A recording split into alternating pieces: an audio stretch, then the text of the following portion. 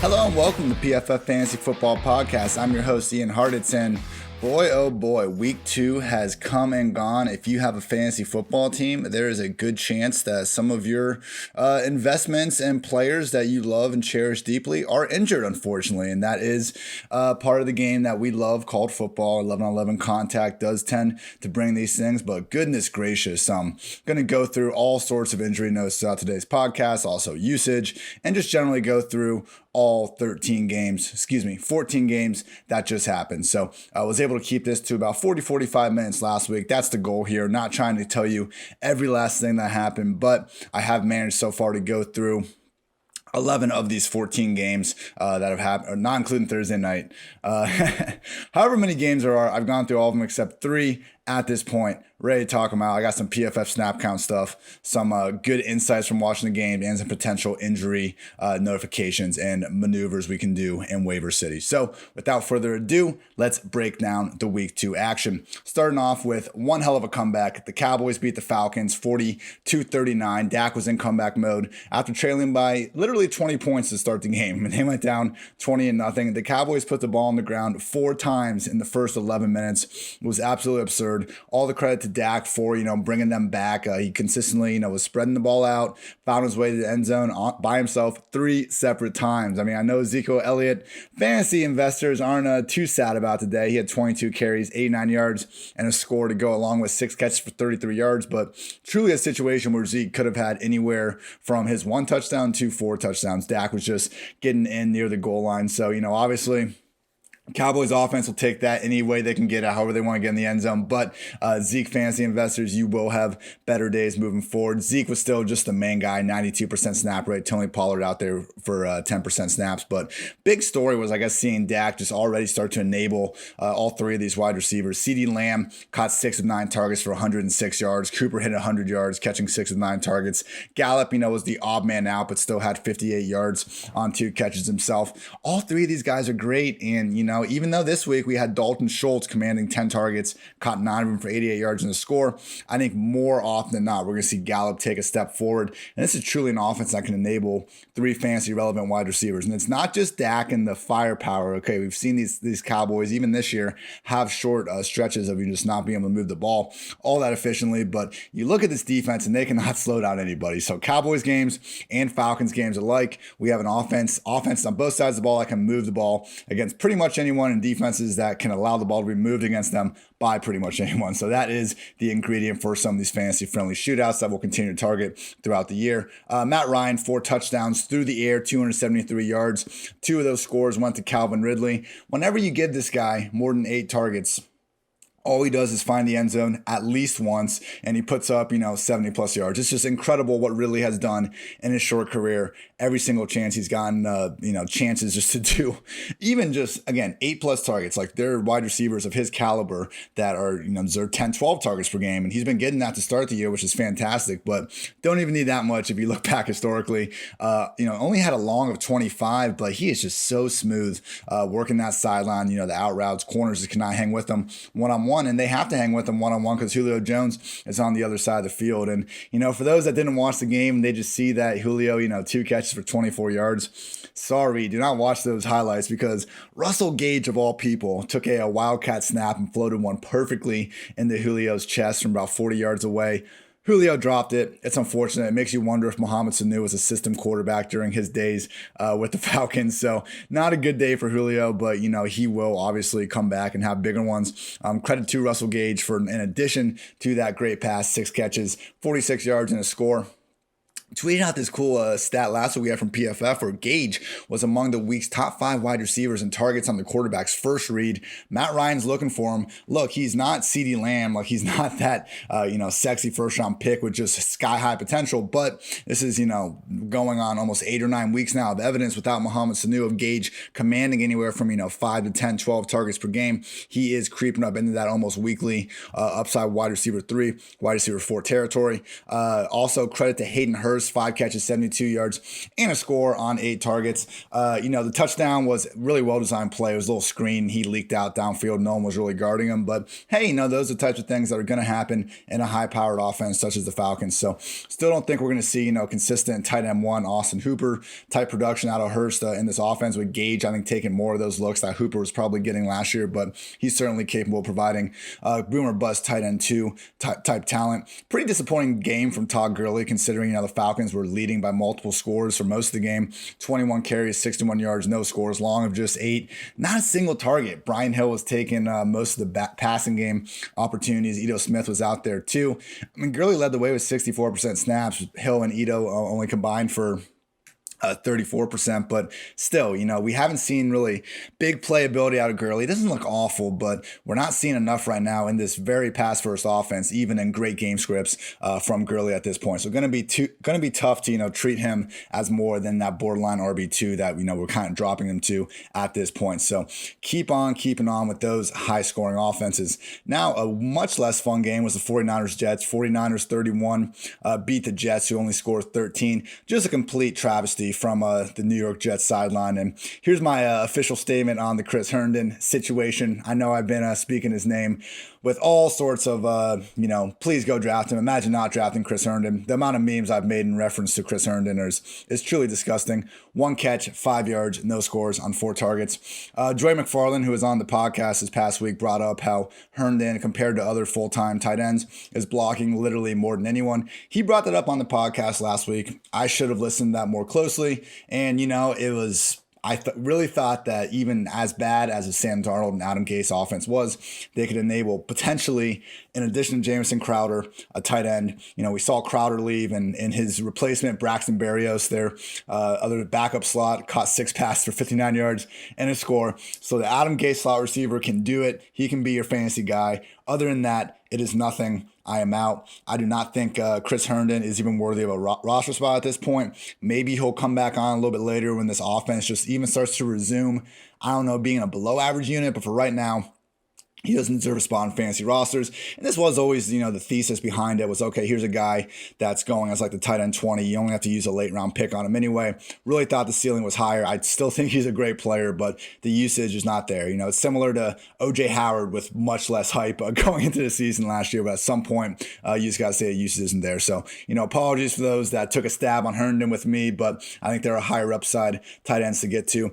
Don't want to touch anyone in this backfield. Credit to Frank Gore for getting 21 carries in the midst of a 18-point loss. Not even sure how that happens. He's not bad, but look, he's not getting any pass to game work. And at the end of the day, Gore was out there splitting just as many snaps with Pirine, Ballage, and Josh Adams there too. Gore's 58% snaps, Ballage 11%, Pirine 13%, Josh Adams 8%. So, in this New York Jets offense, if Jamison Crowder is healthy, go ahead. Maybe we can talk ourselves into Braxton Berrios as like a low-price DFS guy.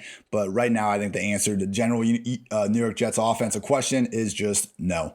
49ers side of the ball, Jimmy G was, not doing amazing before he left with an ankle injury that's believed not to be too serious, but he might miss some time in favor of Nick Mullins. But Jimmy G completed 14 and 16 passes, 131 yards, pair of scores before departing. Again, wasn't anything too incredible, but hey, put the ball on Jordan Reed twice for scores.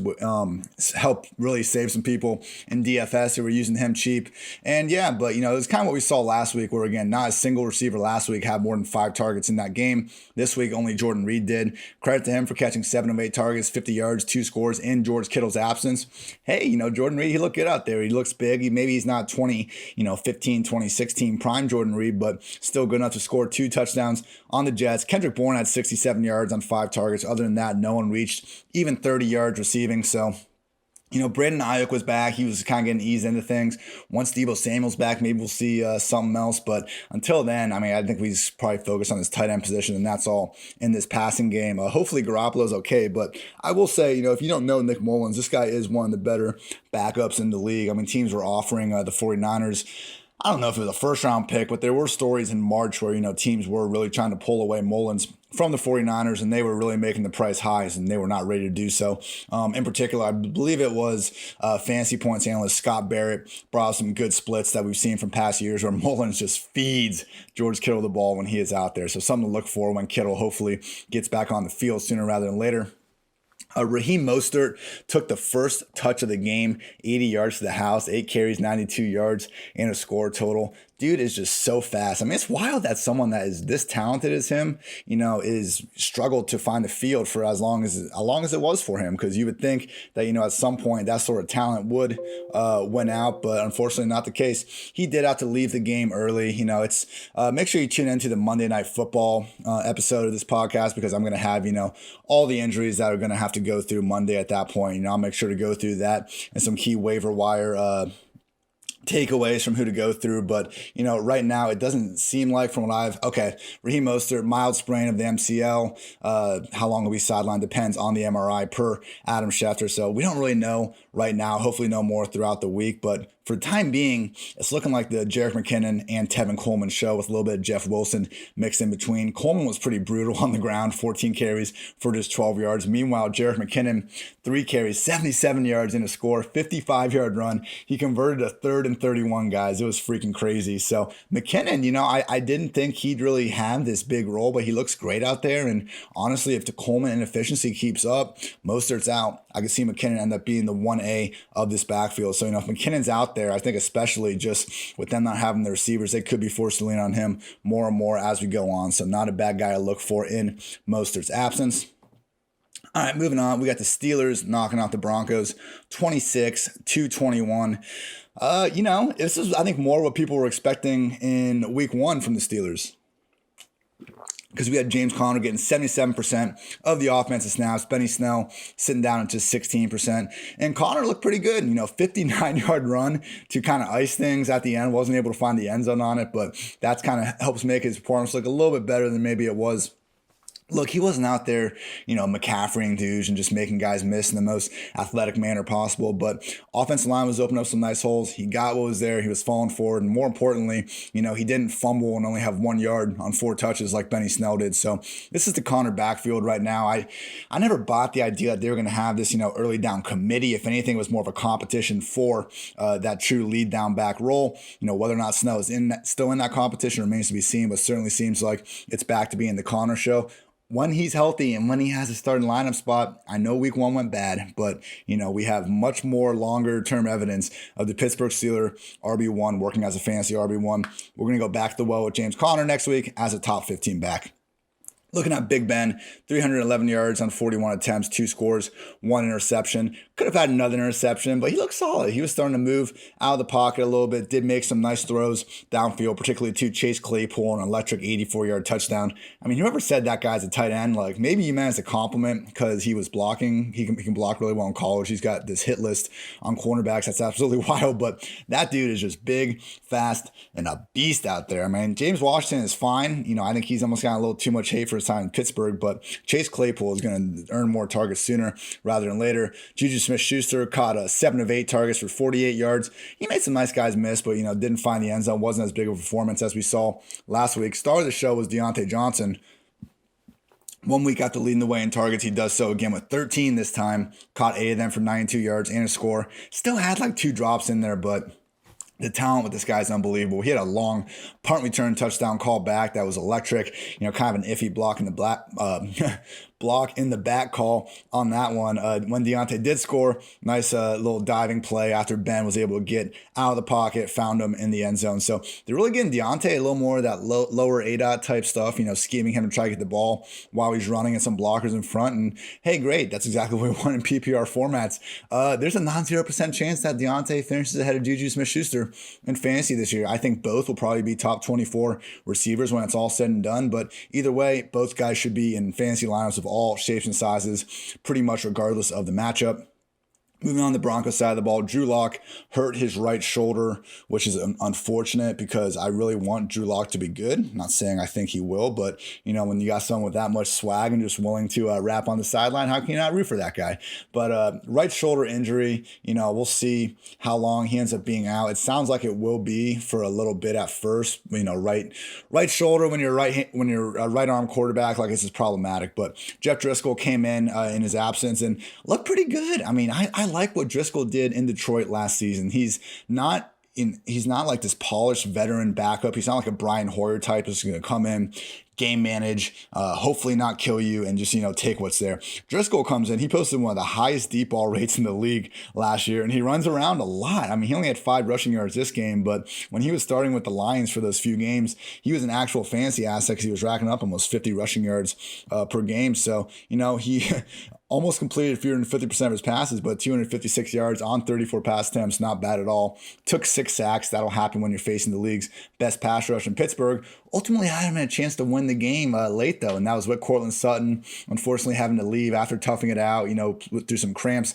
and leg injuries. So, credit to Driscoll for making this one close and going out there and balling a little bit. So, I don't think him being in there necessarily tanks the Broncos. I know they're 0-2 now, but I don't think they're going to become like unwatchable or unplayable by any stretch with Driscoll back there. It does ding the receivers a little bit, but let's face it, things were already a little bit erratic with Locke under center anyway. So I don't think that drop off will be as big as some might expect. One big takeaway here in Denver is that this is the Melvin Gordon show as long as Philip Lindsay is out. We saw Gordon really just command this backfield today. Let me find the snaps for him. Yeah, 79% snaps for Melvin Gordon. Royce Freeman, 21%. I don't think a lot of people were really on the spot for Gordon because of the matchup. I thought Freeman was going to more or less take Lindsey's role, and hey, that didn't really happen. So Gordon, 19 carries for 70 scoreless yards. Did chip in 2 catches, 14 yards in the score. The touchdown was great. He more or less, I wouldn't call it a moss, but he jumped up. It was a contested catch on a wheel route into the end zone. He looked good doing it. So was really running well too. I mean, I tweeted out, he was looking like 2018 Melvin Gordon, breaking some of those tackles early. So I don't think it's going to be the most fantasy friendly environment in Denver this year. He's going to battle some negative game script if they don't, figure things out a little more on defense and under center. But, good to see MG3 out there making some dudes miss. I think he's still firmly in that RB2 tier. Wide receivers. Yeah, no one ended up having over 8 targets. Noah Fant found the end zone again, 4 catches, 57 yards. And a score, just truly awesome in terms of yak. I think he's earned weekly tight end 1 designation. And then also Jerry Jeudy, 4 catches, 62 yards on 7 targets. He got banged up a little bit. KJ Hamler also had 7 targets, 3 catches, 48 yards, and he was popping off the screen. That dude can just fly. I don't know if it's going to be this year that we really see all these, talented skill position weapons put to use. But, I think John Elway knows what he has here. This would be a sneaky, I heard someone mention this. It might have been Matt Kelly, a.k.a. Podfather, a.k.a. Fantasy Mansion. But, some people are wondering if Green Bay starts going south and Aaron Rodgers wants to go somewhere, he wouldn't be the first veteran future Hall of Fame quarterback to take his talents to Denver. Not saying it will be him. All I'm saying is you look at this offense and the receivers and the backs and everything, and you can definitely see why, an established veteran quarterback would want to go there and play with all those toys. All right, moving on. Colts beat the Vikings 28-11. This is one of the 3 games I have not had a chance to watch yet. So, take us with a little bit of a grain of salt, but Dalvin Cook, 83% snaps. Madison, only 17%. Good to see after last week's. A little bit different usage. Just a pretty brutal day for the Vikings offense as a whole. Like they're not going to win any games when Cousins is going 11 for 26, 113 yards, 3 picks, also took 3 sacks. I mean, couldn't even get Adam Thielen going this week. Unfortunately, he was the only Vikings player with more than 5 targets, caught just 3 of them for 31 yards. The parts of this game I did see on red zone looked forced at times and a little bit unfortunate. Colts defense that Gardner Minshew and company had absolutely no problems moving the ball against, and for Minshew to go 19 of 20 and for Kirk to go 11 for 26. I know it's not always fair to go the 1-for-1 comparison. The NFL is a competitive league. Week to week teams have rough goes of it, but not what you wanted to see. This offense is struggling, I think, to maybe get defenses off the line of scrimmage the same way they could with Stefan Diggs. They put up really good efficiency stats last week, but I think a lot of that was more in garbage time of that game. So we're going to need to see a little bit of a bounce back from both this Vikings defense in particular and also Cousins in this passing game in order to trust some of these auxiliary options a little more moving forward. On the Indianapolis side, Jonathan Taylor seasoned everyone, 66% snaps. Jordan Wilkins was actually number 2 back at 25%. Nyheim Hines all the way down there at only 12%. Taylor 26 carries, 101 yards, and a score. Also was able to chip in a little bit in the passing game. I'm sorry, he did not. 2 catches, 9 yards on 2 targets. Nyheim Hines, no carries, 1 catch to only 4 yards. Look, it's the Jonathan Taylor show. And Jordan Wilkins, I went back through to make sure this wasn't a situation where he was actually like splitting reps with Taylor. 8 of 9 of Jordan Wilkins' touches came late in the third quarter of the fourth when this game was already, a multiple touchdown difference. So, but the Colts well in the lead. So it's Jonathan Taylor show. Wilkins would be there if they happen to be blowing someone out. But a 2-back backfield with Taylor and Hines, with Taylor as the lead 1A is going to be great. Hines is going to have better games, but, I had him ranked, I think, RB30 going this last week. That was probably a little bit aggressive. I think we can probably put him a little closer to that RB3 borderline. Clearly, he's going to be one of fantasy's more game-dependent backs, game script-dependent backs, excuse me. Jonathan Taylor, though, we got to treat this guy as a near every week, top 10 back moving forward. I'll be interested to see what happens if we get one of these games where, the Colts are trailing a lot more, just to make sure, Taylor's still going to be in line for 15 plus touches. But I think they realize that he should be the engine of this offense sooner rather than later. Rivers only threw 25 passes. Paris Campbell got hurt early. Word is it's not an ACL injury, which is great news, but, could certainly be missing some time. T.Y. Hilton, 5 targets, 3 catches, 28 yards. Not much going on. Michael Pittman was the next most productive receiver, 4 catches, 37 yards, and 6 targets. Tight end Mo Alley Cox, former basketball player, for those who didn't know, 5 catches, 111 yards on 6 targets. I just think it's going to be a little inconsistent in this passing game all year. T.Y. Hilton is going to come back and be the guy, I think, more weeks than not. When Paris Campbell's there, he is certainly the number 2 guy. And after that, it's like, okay, is Doyle going to come back banged up? And then him and Ali Cox will be splitting more. Pittman's going to, continue to get more involved throughout his rookie year. Zach Pascal's not going anywhere. It's a crowded passing game and a run-first offense. And I answer a lot of the Paris Campbell start-sit questions no going in this week for this reason. Obviously, I can't predict when guys get hurt, but I just want to see another game of Rivers throwing the ball 40-plus times before we start trusting auxiliary options. T.Y. is not even doing much right now. And I think, again, if you're trusting multiple receivers, really make sure that the game script's going the way you want. I know this was supposed to be a high-scoring game, so, it sucks if you're on some of these guys this week. But just moving forward, we got to, realize that the Colts are going to be one of the league's more game script-dependent teams to keep an eye on. All right, moving on, we got the Titans beating the Jaguars 33-30. The amount of throws in this game that Ryan Tannehill made that just took my breath away were freaking amazing. When I'm watching, I always got a little notebook. I just kind of chart down plays I think would look cool. And all 22 from that back, coaches cam, and Tannehill led the freaking week in these things. Just one laser after another. 18 of 24, 239 yards and 4 scores, no picks. Derrick Henry, he keeps going through these Jaguars defenses, 25 carries, 84 yards, only a long of 14, but he was still having his way throughout most of the afternoon. Just couldn't find the end zone this time out. It's funny, you do look at Derrick Henry's career yards per carry splits, and he sits at about 3.8 in September and October, and then you see that thing spike above 5 yards per carry, November, December, January. Makes sense. Who would want to tackle him when it gets colder? That just doesn't mean he can't have big games when it's warm out, but just saying, do not sweat Derrick Henry's, kind of slower start to the season in terms of efficiency.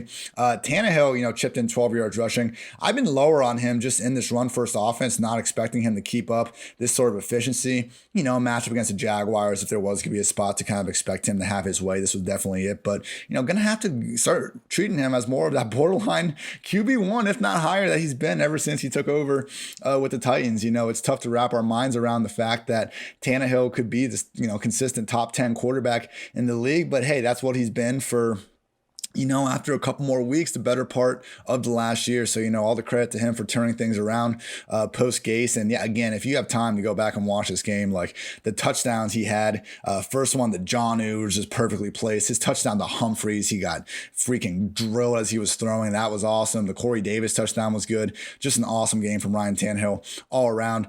Some of the same issues, though, that we kind of had going in this year in the receiving room, just in terms of overall target volume. No A.J. Brown with a knee sprain, and with that, Adam Humphries was the leading target getter with 6. He caught 5 of them, 40 yards in the score. Jonnu Smith was the star today with 2 scores, 4 catches, and 84 yards. First play of the game, busted loose for 63 yards. That dude's just such a beast. I wish they'd give him a carry or two while Darrington Evans is out. We saw him last year, actually get used in the I formation a couple times and bust one loose on that. So something to look out for moving forward. Corey Davis in this bounce back spot.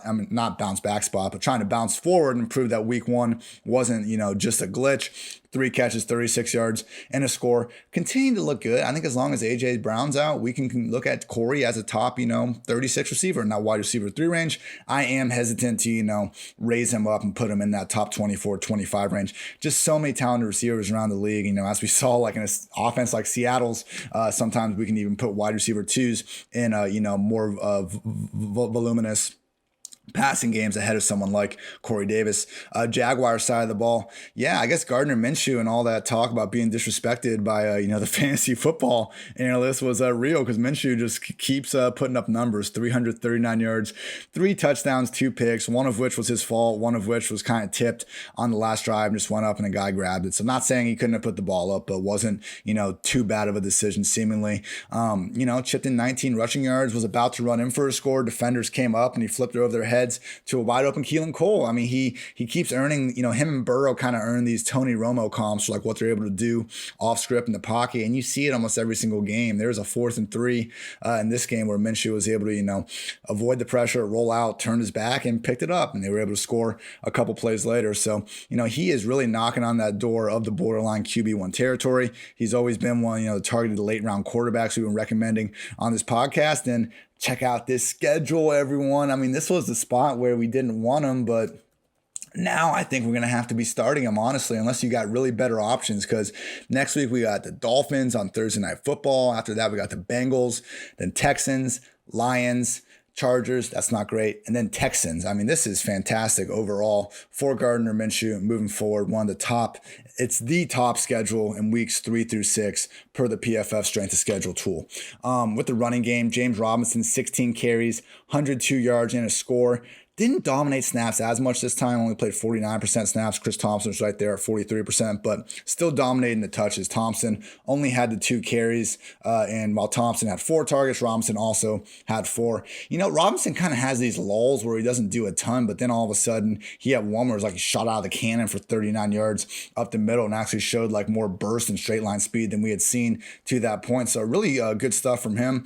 And, as I've said, like we need to evolve on this backfield. I was wrong to start. I'm sure a lot of people were. We didn't know who James Robinson was until a couple weeks ago. Well, now he is the bell cow back of a deep, pretty solid Jaguars offense that people also underrated going into the year. And it looks like he's good for 15 plus touches per week. So, looking more and more like an every week borderline RB2, at worst upside RB3. Might be a little game script dependent. Once again, there's some of these spots where they actually finally get behind and Minshew can't keep him in it. But, I said that schedule before. I don't think that's coming up anytime soon. The only issue with this offense, issue in fantasy land, is just that Minshew is so good at spreading around that none of these receivers are putting up huge numbers. DJ Chark caught all 4 of his targets for 84 yards. He looked great doing so. He's looked great all season, just not getting the targets. I would be shocked if Minshew and Chark play 16 games together and Chark isn't a top 24 receiver. It'll come, hasn't come yet. Go back to the well. Keelan Cole, hey, he's becoming a thing, guys. 6 catches, 58 yards, and a score on 7 targets. I do think he's the number 3 pass game option here behind Chark and Leviska Chanel. But, he's going to have these weeks where he's better, particularly as long as, Chris Conley and D.D. Westbrook just aren't as much in the picture. And Conley was back this week and had 7 targets himself, 4 catches, 48 yards. It's just a spread out offense. Tyler Eifert had 6 targets. James O'Shaughnessy had 4 targets. Thompson Robinson 4 targets. Eifert, gotta check this out. This dude had so many end zone balls. He's not catching. He's not the same talent. He's not the same athlete as he was, before all these injuries. But they are giving him every chance to go up and score some touchdowns. And he did come down with one today. Last thing I want to bring up from this game is Leviska Chanel. And I have, fetish might be the wrong way of putting it, but I really love wide receiver running back hybrids. I mean, Cordero Patterson's always been my guy. I think Percy Harvin's awesome. I stand for Curtis Samuel still. And, going into this year, I had so many people on Twitter telling me just to watch Leviska Chanel because they thought he'd be the next guy that I would really be into. And yeah, it turns out Leviska Chanel makes watching, Jaguars, Titans all on, Game Pass just absolutely awesome. This dude, 5 carries, 37 yards, caught 3 passes for 35 yards. And this was not like gadget big catches. This was a wide receiver lined up out wide, forcing the corner back with a threat in the vertical, stopping on a dime, running a nice comeback, catching the ball, looking like a legit wide receiver. And then a series later, lining up in the backfield, getting the ball up the middle, breaking some tackles, and looking like a legit running back. He does not look like a hybrid. He looks like a wide receiver or running back whenever he lines up there and whenever he chooses. So it looks like the Jaguars fully intend on, featuring him with this really fantasy-friendly workload. And I don't think it's going to be too long until we're seeing consistent, double-digit opportunities, carries plus targets per game. So really excited to see Leviska Chanel moving forward. Will not be afraid opening up a roster spot for him in fantasy leagues of all shapes and sizes. Rams beat the Eagles 37-19. Another solid enough outing for Jared Goff. And, Eagles, it's just disappointing that we've seen these back-to-back, pretty awful performances by Carson Wentz. He wasn't sacked this time, but 2 interceptions, neither of which we can, say all that many good things about. He did rush for a touchdown, but, 242 yards on 43 attempts. And we had a healthy Djax, healthy Ertz, healthy Goddard, healthy Rager.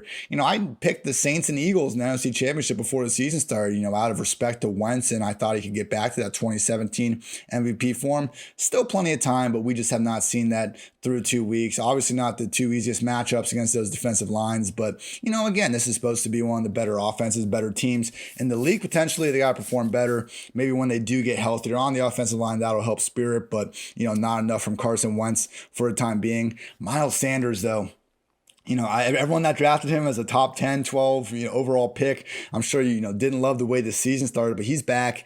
We need to lock him in as that top 10, top 12 overall RB. I think he'll probably be top 8, honestly, after people see these stats, because 77% snaps with Boston Scott only at 18%, Clement at 4%. This was the Miles Sanders show. 20 carries, 95 yards, and a score. 7 targets, 3 catches for 36 yards. Ertz had 7 targets, Goddard had 8 targets, Djax had 9. And Rager had 4, but that's their passing game. And it sounds like Sanders is closer to the top than the bottom of it. Super fantasy friendly, dual threat role. Boston Scott, not a factor right now. I think he's droppable in most leagues. Keep going back to the Miles Sanders well. Big things, more to come on the way. Deshaun Jackson couldn't quite come back with too much with those 9 targets, 6 catches, 64 yards a week after he's one of the top guys in air yards. It's going to boom eventually. Him and Rager keeps looking good. These guys are going to have big games. Hasn't happened yet, but, don't be afraid in the DFS streets to anticipate a Wentz blow up at some point. Offense is too talented to be this quiet for too much longer. As I said about Goff, pretty awesome. 20 for 27, 267 yards, 3 touchdowns. He just has these games where, he threw 3 touchdowns. None of them were particularly all that impressive. It was just Higbee kind of getting open again and again and again, because Sean McVay is a play calling genius. And Goff deserves credit for being able to go back and do exactly what McVay wants him to do in the structure of the offense. It's just, the second something kind of starts to go wrong with that, we just don't see him able to function off script as well as other people. But you know what? Some people that can function off script better can't function on script as well as Goff. So, some of the haters out there like myself probably just need to chill out a little bit. He's always a threat for 3 touchdowns. And I think as this offense continues to gel with their new pieces, we could see even bigger games. As I mentioned, Higbee caught all 5 of his targets, 54 yards, and a trio of scores. Dude is locked into that upper tight end 1 conversation. Just don't see many tight ends even with that 3 touchdown type game in their range of outcomes. Cooper Kupp had a nice game, 5 catches, 81 yards on 6 targets. Mentioned in our usage pod earlier this week, just going through the games, how Kupp he's playing in 2 wide receiver sets now. So it's not like the situation at the end of last year where, kind of like what Anthony Miller's going through with the Bears right now. Kupp, they gave him the contract. They know he's their guy. And even if he does finish behind Robert Woods, he's not going to fall off the map or anything like that. I think both these guys have a very good chance finishing top 24, if not higher, by the end of the year. Woods a little quiet, had fewer than 8 targets for the first time in forever, only 2 catches, 14 yards. But McVay loves using this guy as a runner. Woods had 3 carries, 19 yards, and a score to help salvage the day. Good to see him finally get in the end zone after months of just bad, touchdown not being able to find the end zone. Real quick on this running game, Cam Akers left after just 3 carries with a rib injury. This led to Henderson actually working as the lead guy in terms of rushing. Brown was still out there for 54% of the snaps, Henderson 42%, but Henderson converted his 12 carries and 81 yards in the score. Brown, 11 carries, 47 yards. This is pretty much what McVay said. And, talked about this in the pod, but when Malcolm Brown had that awesome game last week, it would have been really easy for McVay to come out and say, Malcolm, he's our guy. He was our best back. He's going to continue to be our guy moving forward, and we believe in him. That's not what he said. He came out and said that, when Henderson gets healthier, he'll be involved. If Cam had been playing well, we might have gone with him more. Malcolm was playing well tonight, but we plan on using all three of these guys. I didn't really believe McVay this whole offseason when he was saying that they have 3-4 backs, but particularly now that Akers is banged up, Henderson's not 100%, they don't even have much of a choice but to use these three backs. So I'm going to continue to do so. They're all going to be risky season-long guys, and it's going to be annoying when you leave them on your bench. And, we have this game like Henderson just had where you got 16, 17 points sitting there. He didn't start, but it's just going to be really tough to trust on a week-to-week basis until we get some sort of certainty. The upside of taking over this backfield is huge. And, hey, there's worse spot starters in the world out there for sure, but just a confuzzling situation for fantasy investors to figure out right now. Hopefully, Akers gets back to good health and we can get some clarity on this overall situation a little more moving forward. All right, Bears beat the Giants 17-13. Not the most electric game here, as you could probably imagine by that final score. Trubisky, though, he looked pretty good. I mean, credit to him. 2-0. It took half the Lions secondary to get hurt to get the first win. But this game, 18 for 28, 190 yards, 2 scores, 2 picks. I got it. It's not that great, but beautiful touchdown throw potential early on. Dropped by Anthony Miller in the end zone. Just made a couple really nice plays. And, we have seen that from Trubisky over the years where he kind of flashes his high-end talent, just not usually something he's able to keep up after game after game after game. 4-point win over the Giants. I'm not trying to crown the guy or anything, but, starting to see a little bit more design rushing usage. He did have 4 carries for 16 yards. That's always been the high point of his game. Still don't think he's on the redraft, you're not going to start this guy in a redraft league anytime soon, but we're getting there. And, once he starts connecting with Allen Robinson a little more, we could see this Bears offense start to gel a little bit. They're starting to get a little momentum. Again, hasn't been all pretty, but we're starting to see flashes. Needle is moving up for Mitch Trubisky, which is, hey, that's a hell of a lot more than we could say this time a couple weeks ago. In the backfield, David Montgomery, who, was definitely a recommended play this week, had himself a nice game, 16 carries, 82 yards. Chipped in 3 catches for 45 yards and a score, 28-yard touchdown catch where he kind of caught a wheel on not a broken play, just an extended play. But then he made several guys miss, got in the end zone. We talked about this after week 1. He was 6th in yards after contact per attempt. I think he might even be higher than that after this week. I wouldn't say he looks like the prospect we thought he was coming out of Iowa State, like going to come in and just break every single tackle, known to man, best college football running back in our database in terms of broken tackles. He might not be that guy, but he can still certainly be very solid as long as he's getting 15 plus touches per game and a team that's going to be, flirting with positive game script more times than not, seemingly, if they can kind of keep up this momentum they got going. So David Montgomery, I think he's fully healthy. He wasn't on the injury report this week. As long as he's getting this kind of usage, we can safely fire him up as a top 24 back. More weeks than not. Tariq Cohen down just 33% snaps, 5 carries, 12 yards, only 1 target, 15 yards. I mean, they went out of the way to pay the guy. Still just, you don't see him use him as more than almost just like a gadget type player. The efficiency, he goes out there and he's easy to root for. I mean, Tariq, and I love his Twitter and how he's always talking about being, the underdog and the small guy. He wants to run over one. That's all great, but they just consistently don't quite use him like a normal running back or wide receiver. And because of that, I think defense can key on him. That's why you see the efficiency so low over the past season and a half. Allen Robinson, only receiver with more than 3 targets. He only got 3 of those 9 targets for 33 yards. Like he did in week 1, he made him look great. Do not put A-Rob on the bench, guys. Slow start, I get it. Squeaky wheel spot coming up soon. They're going to get him the ball. He had the contract thing going up. Week 3, week 4, I think we're going to get an A-Rob explosion. He's too good. He was the PPR wide receiver 8 last year with Trubisky. It's not like he just can't do this with Trubisky. And God forbid something happens with that, we'll have Foles there. So I'm not going to rank A-Rob in my top 10 wide receivers next week like I have been, but top 15, top 16, I still think he is plenty worthy of that weekly start.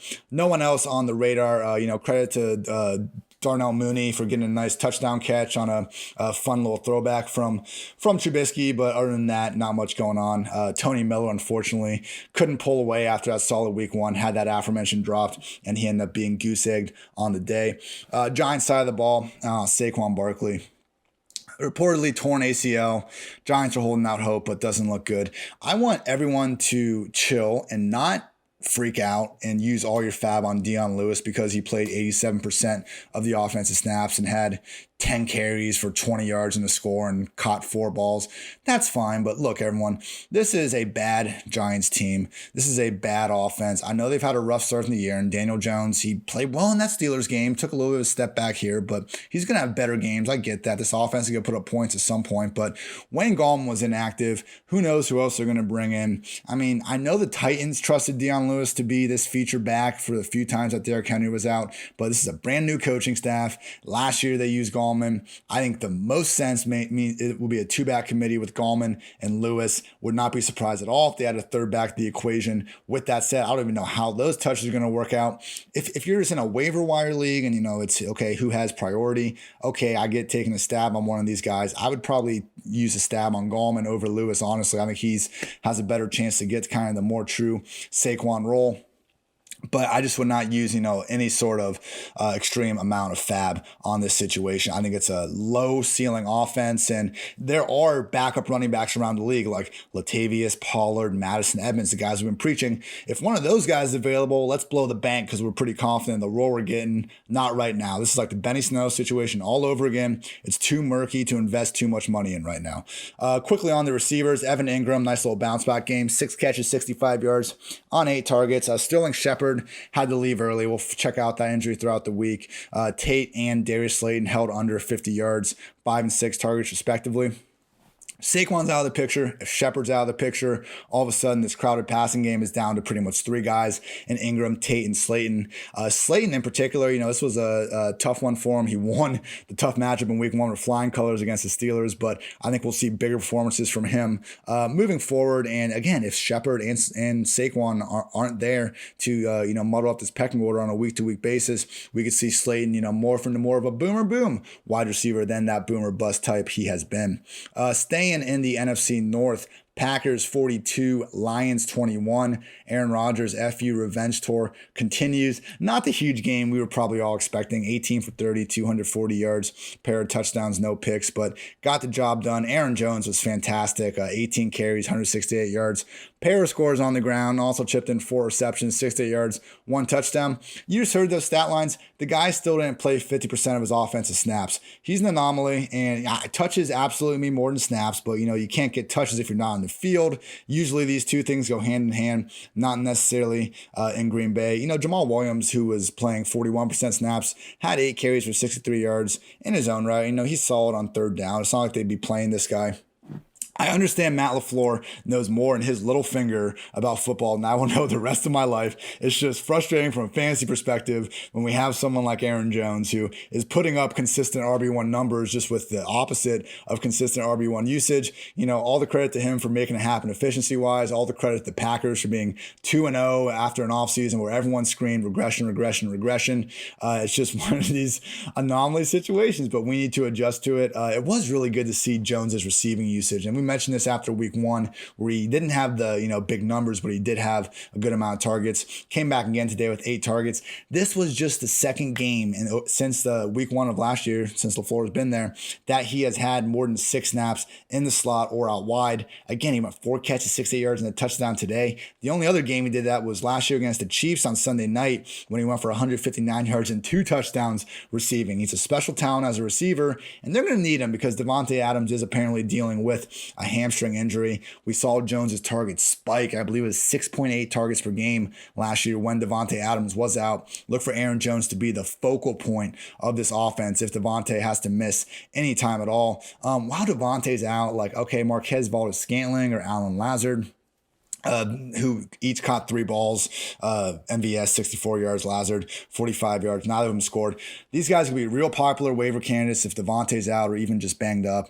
I lean MVS, but again, I think more than anything, we're going to see this offense just really, really flow through Aaron Jones, and wouldn't even be shocked to see them just embrace more of a run-first identity while Davante is out. He is so important to this offense. I don't want to just assume that one of these complimentary receivers can step in and be what Davante is, because none of these guys are that good. So more than anything, I would expect the offense to change than them to try to force these receivers into a role that I don't think they're ready for just yet. So, I had MVS and Lazard ranked, I think 41st and 42nd among wide receivers this week. Maybe give them each a 5-6 spot bump potentially.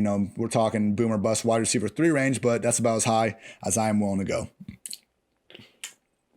Looking at the Lions side of the ball, Stafford 20 for 33, 244 yards, 2 scores, 1 pick. Just another performance that we didn't quite see that same ceiling from last year when he's chucking the ball down with reckless abandon, top gunslinger in the league just in terms of aggressiveness and deep ball rate. And he just doesn't have his guy Galladay right now. And because of that, he's spreading things out, looking a little more like, 2015 to 2018 Matthew Stafford out there, dunking it down to Theo Riddick and Golden Tate all day. Danny Amendola led the way with 7 targets. Swift wasn't far behind with 5. He caught all 5 of those for 60 yards. Marvin Jones found the end zone on 6 targets, but only 4 catches for 23 yards. Hawkinson caught all 4 of his targets for 62 yards. This is a low ceiling in Detroit right now, and the backfield is a complete mess. Just stay away, honestly. Kerryon Johnson, 33% snaps. DeAndre Swift, 32%. Adrian Peterson, 26%. And even Ty Johnson chipping in 9%. I mean, I think, Marvin Jones, if Kenny Galladay stays out, I'm fine going back to the Marvin tank as like an upside wide receiver 3. That should be in more starting lineups than not. Once Galladay's back and healthy, we'll go with him. I think Hawkinson is still talented enough to warrant borderline wide receiver 1 treatment, but the floor is way too low on these running backs, way too game script dependent to do anything right now. When you got a low floor, you got a low ceiling too. So I'm staying away generally from these guys in Detroit for the time being. Buccaneers beat the Panthers 31-17. I was expecting a little more of a blowout performance from TB12 and company, but still a great game. 217 yards, 1 touchdown, 1 pick. Should have had more scores. I mean, he had Scottie Miller on a potential diving catch in the end zone. He dropped it. He hit LaShawn McCoy in the chest, man, on like 1 from 15 yards out. And the look on Brady's face after Shady dropped that. I joked on Twitter that, remember this image when Shady's a healthy scratch next week. I will see. Shady made some okay plays in the beginning. He ended up catching, 5 passes. 5 of 7 targets for 26 yards. So, one mistake doesn't, get you off the roster, but it was certainly a brutal drop. Good to see Brady get his connection on with Evans, a week after Arians saying he feels sick if Evans can't get 10 targets. Evans got 10 targets, caught 7 of them, 104 yards and a score. Had a huge post to open up the game. And Brady threw a beautiful back shoulder to Evans after he had a nice little stop and go for the touchdown. So, as long as Godwin's out, and even once Godwin's in, I mean, the Brady-Evans chemistry looks awesome. It's going to be hard to keep him out of the top 12 wide receivers more times than not moving forward. Other than that, this passing game, pretty tough to go back to. I mean, Scottie Miller was expecting a lot more from him in the spot because he looked like the clear-cut number 3 guy last week, but we saw Justin Watson come up with 3 targets of his own. O.J. Howard, 3 targets. Fournette had 5. Shady had 7. There's a situation where even though Miller looked like, and he was the number 3 guy for 1 week, not, ingrained enough in this offense to expect that sort of consistent production moving forward. So these tight ends are not giving us anything right now. I don't know what we joked about in 2019. Oh, Bruce Arians has never seen a tight end like O.J. Howard. And we joked this year he's never seen a tight end like Rob Gronkowski. I mean, what would like a prime Tony Gonzalez do with Bruce Arians? Because right now, I think he might be a run-first player at this point. This offense just will not enable a fantasy-friendly tight end. If you got a deep bench, great. If not, I don't think you should worry too much about cutting either Howard or Gronk in favor of someone with more upside at this point. Looking at the backfield, this is where things get interesting. Fournette led the way, 12 carries, 103 yards and 2 scores. Ronald Jones, 7 carries, 23 yards and a score. And as we mentioned before, Shady had that, pass game usage. And it was interesting to see because Fournette went out there and he looked like the best back. Ended up playing 44% of the offensive snaps. Shady was there at 18%. Rojo at 35%. I wouldn't anoint him as the featured guy at this point. We've seen the same old song and dance all the time last year. Like Ronald Jones consistently looked like he was better than Peyton Barber, and then he'd make one mistake and they'd flip or vice versa. So, I don't think Fournette is out of the weeds just yet, but hey, 46-yard game-clinching score. He was running hard. He looked better than Ronald Jones. Rojo had a fumble with Brady on a draw exchange, which certainly didn't go well. They like Fournette, and at a minimum, this is Ronald Jones, and Fournette's the new and improved Peyton Barber with Shady as last year's Dari. Wouldn't be shocked if Shady's role shrinks a little bit, but I don't think either Fournette or Rojo is pulling away. As long as they're scoring 31 points per week, both guys can continue to produce a little bit with this, but it's going to be tough to move either of them in that top 24 range after this sort of split performance. Moving on to the Panthers side of the ball, Bridgewater racked up 42 attempts, 367 yards, pair of picks, 5 sacks. I mean, he makes some really good plays. He had a nice dime down the field to Robbie. Again, showing off that arm strength. Teddy check down, good for you. But, every time he made a couple good plays, usually some kind of boneheaded mistake would come. There's no rushing usage. It's a bad Panthers team. The floor isn't high, but, we will see them, like we did see in week 1 against the Raiders, be able to keep up in certain matchups. I just think this Buccaneers defense, a little too good for them to figure it out today. Christian McCaffrey, maybe the biggest injury we need to watch going into the week. He had an ankle injury. We'll see what happens throughout the rest of the week if he gets to practice, but it looks like Mike Davis is going to be one of the real popular waiver guys. He spent some time in Seattle over the past few years, and he really looked good when he was given opportunities, and he started the year off with the Bears last season. Didn't get as many looks, but came to Carolina and outplayed Reggie Bonifant enough to, win this backup job. I do think if McCaffrey misses time, we would see Mike Davis be the primary guy in an also increased role for Curtis Samuel, who actually had 4 carries for 26 yards today, and some of that was actually lined up as a true running back. Davis would be the guy, and he's going to be the guy in third downs. He had 8 catches in this game for 74 yards. A lot of that in mop-up time. My point is there's not like another scat back on the roster they would bring in. Davis fits the prototype as a 3-down backup. And, it wasn't staring us in the face really this whole offseason because we all kind of thought Bonifant would win that job. He didn't. It's Davis. Even if McCaffrey, it comes out that he's fine, Mike Davis is someone that if you got the room on your roster, put him in that roster spot because, unlike some of these other guys we talked about where we don't know the role they're going to get, it does seem, not for sure, but it does seem like Mike Davis has a better shot than most backup running backs to get, that 15-plus touch role with a good amount of pass game usage if catastrophe breaks out. Looking at the wide receivers, DJ Moore, nice bounce back game. Shadow coach from Carlton Davis. Didn't matter. Always say it's the shadow matchups. It's a good tiebreaker. But, as we saw with DK Metcalf getting the best Stefan Gilmore too, play your studs regardless of the matchup. DJ caught 8 of those 13 targets for 120 yards. Robbie Anderson looking a lot more like just a flash in the pan, showing good chemistry already. Caught 9 of 10 targets for 109 yards. They're not using him like the Robbie Anderson of old. And we thought going in this year, I thought at least that, Curtis would be the number 2 because Robbie made sense as the field stretcher, DJ as the alpha number 1. No, they're using Robbie on intermediate stuff, which he's showing, a great feel for, and he's making, for him to, I think through 2 weeks now, only had 1 or 2 or 3 at the most targets hit the ground. Shows the chemistry he has with Bridgewater, shows the feel he already has for this system. He is approaching, I think he needs to probably be in the top 36 receivers going into next week. And, as much as we like to call him a boom or bust player, has been nothing but boom so far. So good to see from Robbie. A lot of people, including myself, wanted him to go to a less murky depth chart. Just I want the guy to get targets. I think he's been a great player with the Jets. Carolina didn't seem like a great place to enable that. It is right now. So good to see from Robbie in that passing game.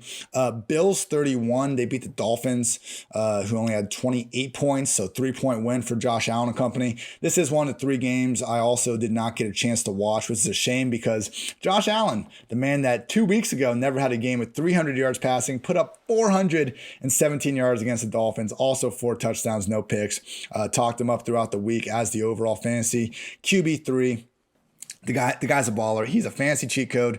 Only chipped in 18 rushing yards this game, but didn't matter because guess what? He's got Stefan Diggs now, Smokey Brown, Cole Beasley, awesome receiving core, and he is making the most out of it. So, if you want to look ahead in that Bills schedule, after their bye week, things get a lot rougher in the back half of the year. I think Josh could still put up QB1 production through it, but, don't be afraid after another 3 or 4 of these types of performances to sell high because it is going to be a tough end of the year for Josh. Backfield was Singletary, 54% snaps. Zach Moss, 46%.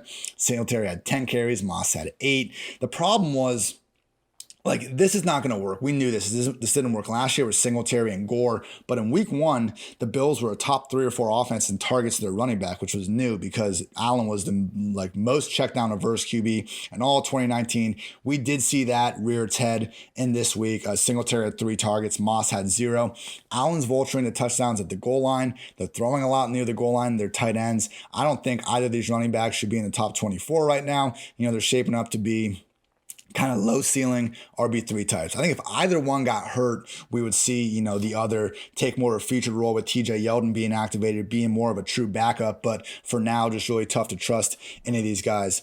Stefan Diggs caught 8 of 13 targets for 153 yards in the score. John Brown, 4 of 6 targets for 82 yards in the score.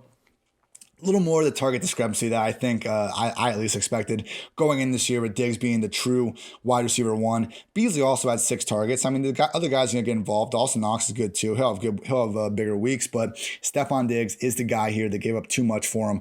Expect top 20 production from Diggs more weeks than not in this offense that just wants to feed him the ball. Credit to Ryan Fitzpatrick, 328 yards, 2 scores for keeping this one close. But, I think it's just a matter of time until Tua gets out there. Well, we'll see what happens. Maybe, when they're done playing the Patriots and Bills, hardly the easiest 2 matchups to start the season off with. Maybe once they're done with that, we'll see. Fitzpatrick just gets his team back in the win column, but just top 10 history of top 10 quarterbacks. We see them sooner rather than later. Backfield remains just anyone's idea of a mess. Myles Gaskin, 57% snaps again. Matt Breida, 24%. Jordan Howard, 17%. And Patrick Laird, 3%. Howard put together another hilarious line: 5 carries, 4 yards, 1 score. He is now through 2 games for those counting at home. 13 carries, 11 yards, 2 touchdowns, 1 swaggy black visor. So good for you, Jordan Howard. Gaskin did catch 6 balls for 36 yards on 7 targets. I mean, at this point, I guess we got to respect the usage a little bit, but just hardly seen set in stone for me. I have a hard time believing he holds off Breida and Howard for that long. And ultimately, we are looking at a 4-back committee with Laird and little to no rushing efficiency from the group as a whole. So I am still pretty much staying away from these Dolphins running backs in leagues of all shapes and sizes. Over in receiving, Mike Gesicki led the day, 8 catches, 130 yards, and a score on 11 targets. Devontae Parker was healthy enough to play majority of the game, 5 catches, 53 yards, and a score on 8 targets. Preston Williams was the big disappointment, just 1 catch for 26 yards on 5 targets. We got the Jacksonville Jaguars next week in Thursday night game for the Dolphins, so hopefully Parker's healthy and we can see his passing game truly put together their first, real boom of the season. All right, we got the Ravens 33, Texans 16. Got 4 more games, people. Finish these up, and we will get you on out of here. Thank you again for listening. And so, this one maybe wasn't as exciting as we all thought. I mean, it's scary that the Ravens offense could put up 33 points in a game where, Lamar just wasn't really the kind of the world beater we've seen over the years. He was fine. He was great. Completed 18 or 24 passes for 204 yards in the score, but he did take 4 sacks. Rushing, he had 16 rushes for 54 yards, no scores. Just not the usual MVP world beater performance we saw. And they still won by 17 points. And, he didn't have to work that hard. So hardly an issue. He's still been my QB1 entering next week. Still, deserves to be mentioned alongside any of the top quarterbacks in the game. Had a couple just great throws, even though, just missed Mark Andrews for a couple of touchdowns. But just you see what he can do in the pocket, and him and Cam both. Like anyone that just calls them a running back playing quarterback, quit being so ignorant. Looking at the running back room, this is where things are a little problematic because look, there's no targets really going on here. In week 1, there were 0 targets for running backs. This week, Ingram had 3, Dobbins had 1, but it's not something that's all that consistent. And we have Mark Ingram lead the way with 42% snaps. Gus Edwards and Dobbins each had 31%. Dobbins only ended up with 2 carries. Now, one that went for 44 yards because the guy's a beast, but Ingram led the way with 9 carries, 55 yards in his score. And Edwards was good too with 10 carries for 73 yards. Ultimately, these running backs we're looking at between 8 to 12 carries per week most of the time with very little target floor inside of one of the league's best offenses. And Lamar is stealing so much of the rushing game work too and might as well be a 4-back committee. It's like we're looking at, one of these Patriots teams from a couple years ago. We just have no idea who's going to go off. And any given week, Ingram seems like the favorite more weeks than not. I do think Dobbins wins out over Edwards eventually. but it's really tough to trust any of these guys other than Ingram, I think, as a starter for the time being. Obviously, the upside, if one of them goes down with injury, sky high. So need to keep them on the rosters, even if it's annoying for now. Disappointing day from the receivers in terms of production. No one cleared 50 yards. Andrews only had 3 targets, so expect maybe a squeaky wheel bounce back next week. Marquis Brown, 5 catches, 42 yards on the 6 targets. Had a long of 25, but didn't quite see just that massive boom play yet. Again, what wasn't the best day, wasn't the most big play day for this Baltimore offense. And hey, credit to the Houston Texans, who people are saying like, oh my God, look at this team, they're so bad. But they played the Chiefs and the Ravens and done a pretty good job limiting big plays in both instances. I know the offense has some catching up to do, but not the easiest 2 matchups to start your season with. I wouldn't count out Deshaun Watson and company just yet for making some noise this season. Pretty forgettable game from this Texans offense as a whole. My helicopter pick, Will Fuller, flew just awful. I mean, went up in absolute flames. 1 carry, 0 yards, no targets, had a hamstring injury that was getting worked on in the second quarter. He still got out there for, half the snaps or so. So, it's not exactly an excuse I can hang my hat on. And either way, we know Will Fuller is an injury prone guy. So, we did see Brandon Cooks catch 5 of 8 targets for 95 yards. Cobb, 5 catches, 59 yards on 6 targets. The thought process behind a big Fuller game was 1, it's Will Fuller. We know he can blow up anytime. Don't leave the guy on the bench. And 2, as good as this Ravens secondary is, I just, when you lose Earl Thomas, they had only played the Browns. I wasn't all that convinced they're the same unit. And, as great as Peters has played since he joined the Ravens, and as great as the secondary has been, this is still Marcus Peters. I mean, only Malcolm Butler has given up more touchdowns since Peters came in the league. Part of that's what makes him great, and he takes chances and he makes big plays that cornerbacks wouldn't even think to try. So it's nothing against Peters, the player. I love the way he plays. Just think he's due at some point to quit playing like he's a boomer bust corner. He's been doing nothing but booming for the last year and a half pretty much. So all the credit to him, and he had another interception today. The guy's awesome, but really thought Fuller could maybe bust one deep.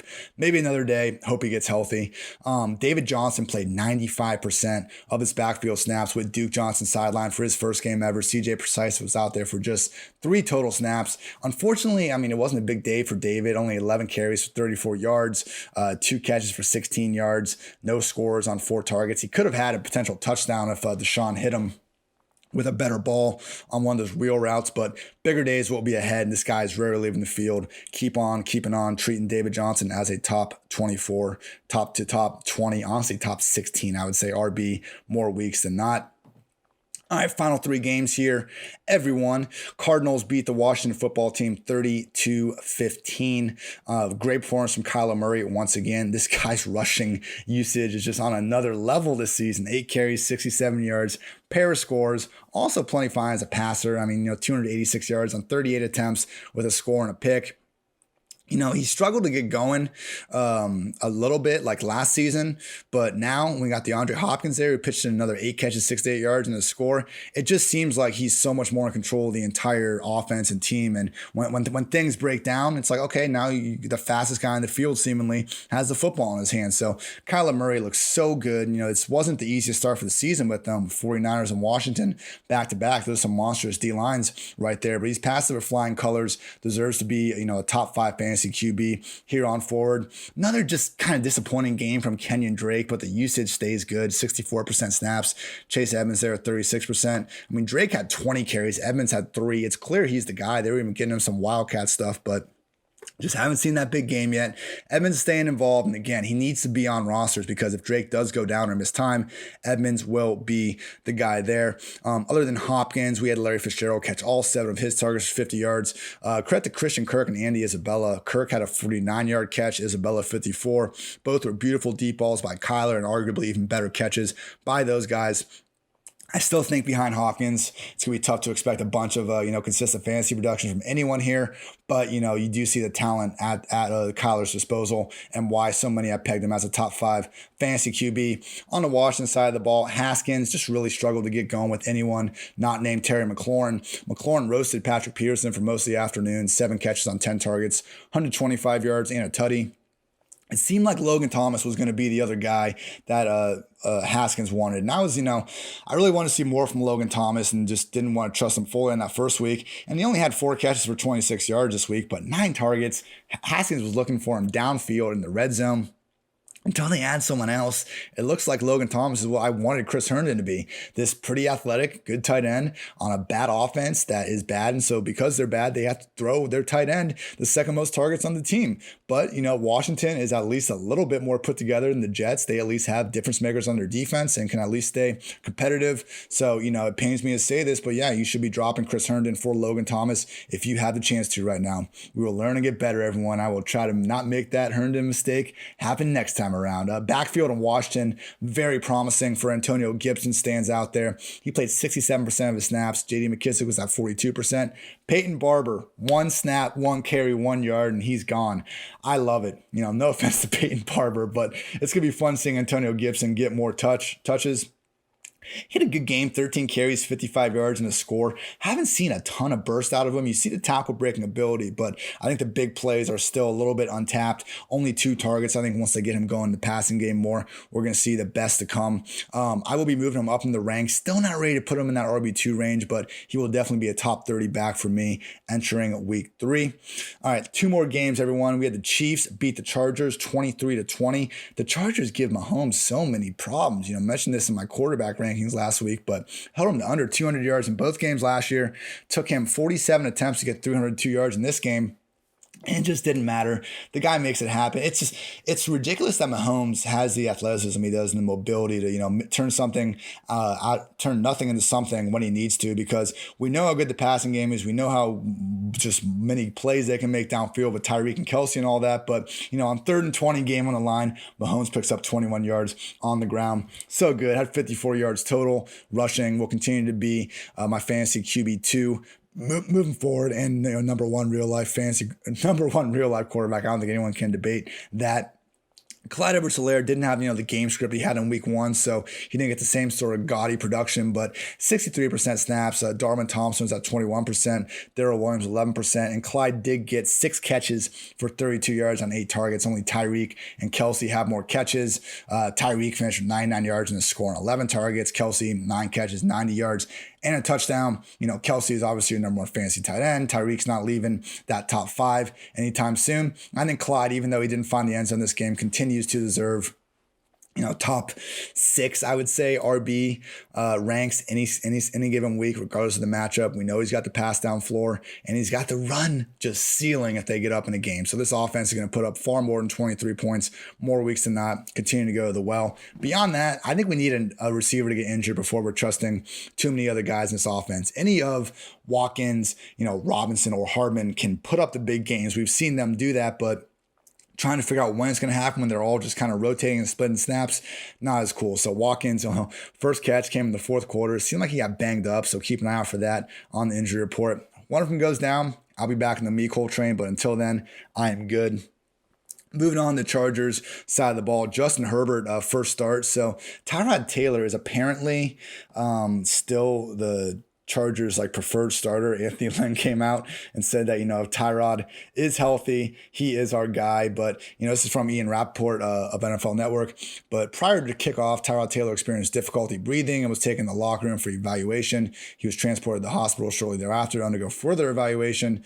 And with his chest injury, he was discharged from the hospital. So that's why they started Herbert. But man, they got to stick with Herbert. And this is coming from someone that, really thought Tyrod could be a useful late round QB option. But no, I think Herbert's the answer.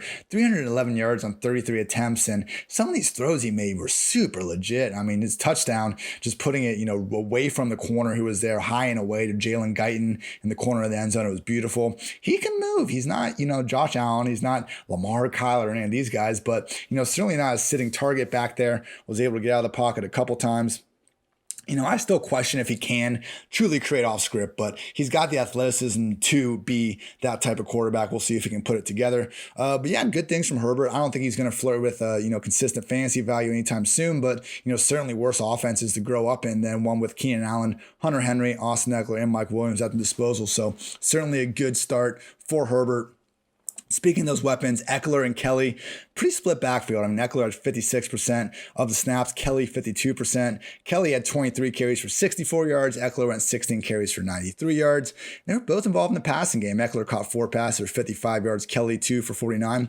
Guess what, everyone? The Chargers have 2 pretty darn good-looking running backs, it seems like. And as long as Justin Jackson's out, Kelly is cemented as, the more kind of early down grinder piece with Eckler catching more of the passes. But, credit to Eckler for really looking good in this game. I mean, he's led all running backs with 7 broken tackles on rush attempts. Just truly was looking great in the receiving game. I mean, convert 4 targets into 55 yards. Some of that was yak. One of that, though, was a contested catch that helped set up a touchdown. So Kelly, he was competent too. 35-yard gain on a screen. He can catch the ball, and he looks good out there. So, it's not a situation where I didn't expect Kelly to flirt with top 24 production. But if he can get 20-plus carries a week, we're going to start paying attention. So I'm hesitant in assuming the Chargers are going to be this good competing with the Chiefs and teams of that nature with Herbert under center. But, if we are in a matchup where the Chiefs are favored, or we could expect them to at least be in the game more seconds than not, I think we can start to look at Kelly at a minimum as more of an upside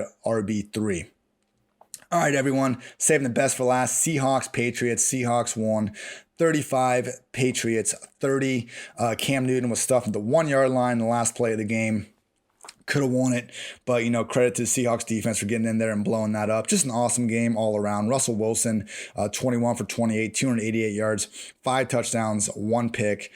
Chipped in another 39 yards on the ground. Just absolutely amazing. This is a week after he was pretty much perfect against the Falcons with another 4 touchdowns through the air. If he's not the MVP front runner right now, I think he should be, considering Rodgers, didn't have quite the same performance in week 2.